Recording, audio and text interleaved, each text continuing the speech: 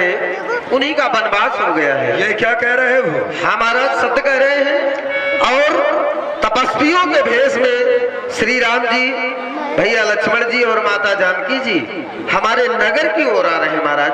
तो फिर राज सेवक हमारा ये कर्तव्य बनता है, क्योंकि श्री राम जी मेरे गुरुकुल के सखा है, इसलिए राजा के पुत्र भी है और मैं एक राजा हूँ। मेरा कर्तव्य बनता है कि उनका वहीं पर चल करके राजोचित सत्कार करना चाहिए। अस्तु, उनका अभिवादन करने के लिए ये मूल फल ये सब ले लिए जाए और वहीं पर उनको भेंट करेंगे। चलिए लिए फल मूल भेंट बरबारा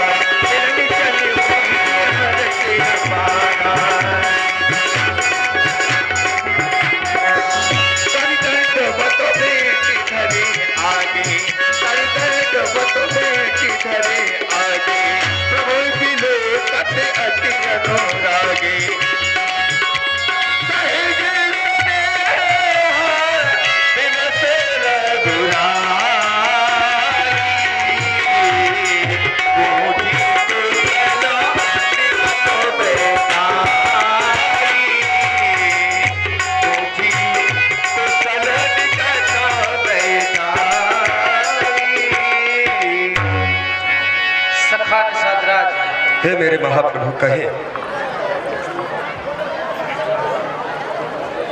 देख रहा हूं बहुत दिनों के बाद हमारा तुम्हारा आज मिलन हो रहा है। अवश्य प्रभु। वैसे समय को देखते हुए वही हिसाब से बोलना है।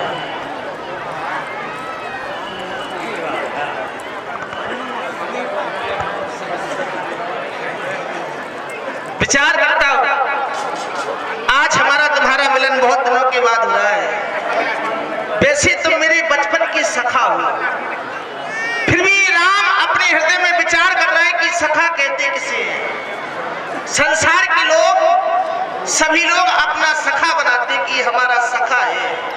कभी ये विचार किया है कि सखा कहते किसे? कौन होता है सखा? जो हमारा खास हो। अगर सखा शब्द का उल्टा कर दिया जाए तो खास बन जाता है, और सखा वही है जो हमारा खास है। तो तुम मेरे खास सखा हो, फिर भी एक अपने बचपन के मित्र को देखते हुए तुम यहाँ के राजा हो। राजा का कर्तव्य हुआ करता है कि अपनी प्रजा की देखरेख सकुशल से करे। तो तुम्हारे राज्य में ये मैं जानना चाहता हूं कि सारी प्रजा कुशल से तो है, क्योंकि सिद्धांत आता है जहां सुराज प्रिय प्रजा दुखारी सोन अवश्य नरक अतकारी। जिस राजा के राज्य में प्यारी प्रजा दुख का अनुभव करती है वह राजा नरक का गामी हुआ करता है। तो तुम्हारे राज्य में तुम्हारे सारे प्रजावासी कुशल से तो है, कुशलता जानना चाहता। क्यों नहीं मेरे महाप्रभु, एक सखा का ही ये कर्तव्य बनता है कि अपने सखा से सुख और दुख जानना चाहिए। क्योंकि मैं राजा हूँ, वो राजा सोचनीय हो जाया करता है। सोचिए नृपति जो नीति न जाना, जही न प्रजा प्रिय प्राण समारा। हे मेरे महाप्रभु, जीव को तब तक कुशल नहीं है जब तक आपका सानिध्य न प्राप्त हो जाए। तो मैं जानता हूँ, ज्ञानी जानते हैं, विज्ञानी जानते हैं, ध्यानी जानते हैं। मेरे महाप्रभु, अभी तक तो कुशलता नहीं थी। यद्यप भौतिक जगत में तो कुशलता थी, लेकिन जो आंतरिक जगत है जिसमें वास्तव में शांति ही शांति है, वो शांति भी नहीं थी। तो ना तो कुशल सखा कुछ आपके बारे में आपने भ्रमित कर दिया हमें। आपके द्वारा कहा गया आंतरिक हृदय में शांति नहीं थी, तो शांति को खोजा क्यों नहीं? अवश्य भाई, तुम्हारे हृदय में शांति नहीं थी, शांति को खोजना चाहिए। प्राणी को जिस प्रकार से संतुष्टि मिले सर्वप्रथम उससे संतुष्ट करना चाहिए।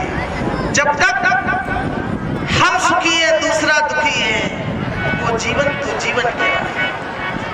तो शांति को आपने खोजा क्यों नहीं? अवश्य, क्योंकि भौतिक सुखों में रत रह करके पर खोजना चाहिए, वो अभी तक समय आया ही नहीं। और आज जब आप आ गए तो मैंने देखा कि जो समय बहुत बाद में आना चाहिए वही आज मेरे तो आज अहोभाग्य है। क्यों? क्योंकि अभी तक तो अहोभाग्य नहीं थे जब से आपके इन चरण कमलों को मैंने दर्शन किया है। क्योंकि एक राजा का कर्तव्य होता है चौथे पन जाइए नव कानन, लेकिन मेरा भी चौथा पन नहीं, उसके पहले ही कानन जाने की आवश्यकता नहीं है। आज आपने दर्शन दे दिए तो नाथ कुशल पद पंकज देखे, भयं भाग भाजन जन लेखे। ऐसा भगवान भला त्रिलोक में मेरे जैसा कोई दूसरा होगा? नहीं होगा। हे मेरे महाप्रभु, मैं जानता हूं क्योंकि मेरे सेवक ने बतलाया, ये आप वनवासी उदासी वेश रख करके 14 वर्षों के लिए आप वन प्रखंड को जा रहे हैं। मैं आपका मित्र हूँ। मित्र का कर्तव्य बतलाया गया है कि मित्रता अगर गुनाह है तो उसे होने ना देना, और मित्रता यदि ईश्वर का रूप है तो उसको खोने ना देना। मित्रता अगर की है तो शपथ उस मित्रता की, उस मित्र को कभी रोने न देना। जे न मित्र दुख होई दुखारी, तिन ही विलोकत पातक भारी, निज दुख गिर शम रज कर जाना, मित्रक दुख रज मेर समाना। हे मेरे महाप्रभु, आज से प्रभु ये सब आपका है। चले देव धरण धन धाम, ये सब जितना जो कुछ भी मेरा है ये आज से अब आपका। भले ही आपने अयोध्या का राज छोड़ दिया, लेकिन आज से मैं पूरे परिवार के शहीद, मैं जनु नीच शहीद परिवार, ये जहां तक राज्य है, जहां तक संपत्ति है, इस पर आपका अधिकार। मेरे महाप्रभु कृपा करिए, मैं पूरे परिवार के सहित आपकी सेवा करूंगा। अब केवल आप विलंब न करें, कृपा करिए, पूरे धारिये पाऊ आप मेरे नगर को प्रस्थान करें, जिससे कि मेरे नगरवासी भी मेरे भाग की प्रशंसा करें। सखा निषादराज कहे प्रभु, आपके द्वारा कहा गया करिए कृपा, तब कृपा होने वाली नहीं है। क्यों प्रभु? उसका कारण है, अब ये राम स्वयं कृपा कराते हुए निकल रहा है। हमें माता पिता के द्वारा ऐसा आदेश मिला है कि राम तापस वेश विशेष उदासी 14 वर्ष राम वनवासी, वनवासी का वेश धारण करके किसी नगर में प्रवेश नहीं करना है, केवल 14 वर्ष जाकर के वन में व्यतीत करना है। तुम आपके नगर में कैसे जा सकती हो?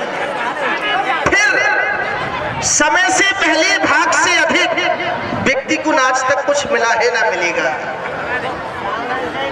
आज हमारे माता पिता के द्वारा ऐसा आदेश मिला है कि राम तुम्हें वनवासी का भेष धारण करके 14 वर्ष वन में व्यतीत करना है। वैसे गुरु पीठाधीश श्री वशिष्ठ जी महाराज के द्वारा हमें ऐसा आदेश मिला था कि राम तुम्हें प्रातः राजा बनना है, लेकिन ये समय का खेल निराला है। बनना था राजा, बना दिया गया बाबा।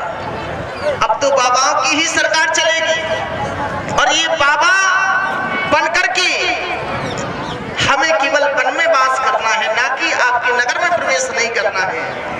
तो केवल 14 का सवाल है। तो मेरे महाप्रभु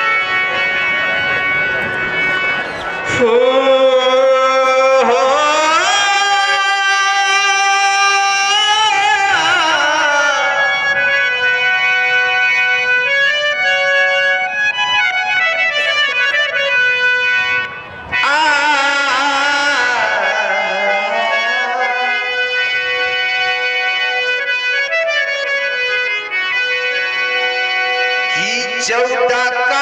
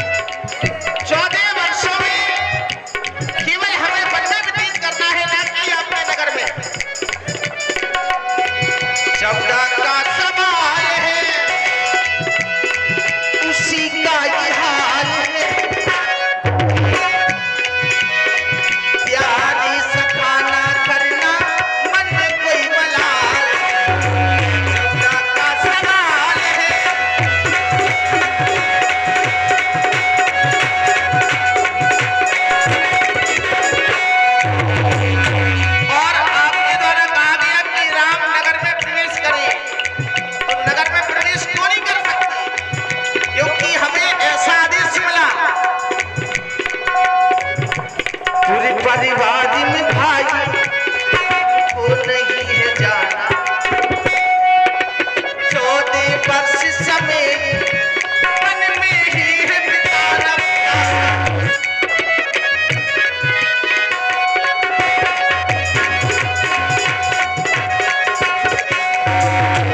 घोर परिवार अर्थात किसी हम नगर में भी नहीं जा सकते, ना किसी परिवार में जा सकते।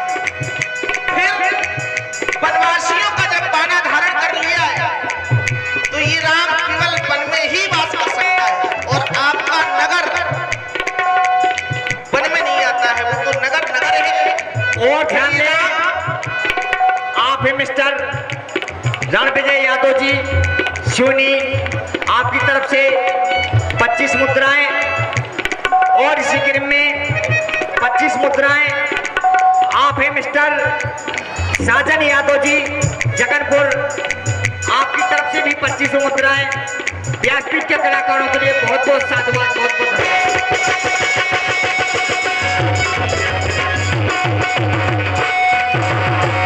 हेलो, ये निवेदन है आप लिख लिया करें, क्योंकि अभी संवाद चलना है, और संवाद जो होगा कोई लिखा पढ़ा नहीं, आप बोलना है, सोच के बोलना है। तो आप लिख लें 10-20 पुरस्कार एक साथ, बाद में बोलना है बोला जाएगा, क्योंकि कोई प्रसंग है तो प्रसंग चलता रहे, बीच में नहीं काटा जाएगा। इस बात का आप विशेष ध्यान दें। पूरी परिवार में भाई को नहीं है जाना, 14 वर्ष समय मन में ही है बिताना।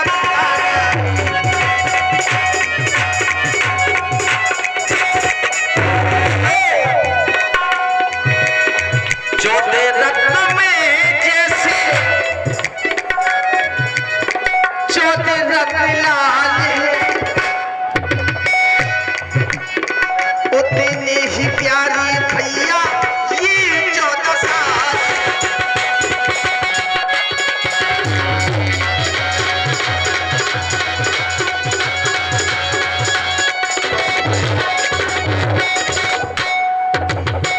और ये समय समय की बात है, समय से पहले भाग से अधिक, समय से पहले भाग से अधिक व्यक्ति को आज तक कुछ मिला है ना मिलेगा।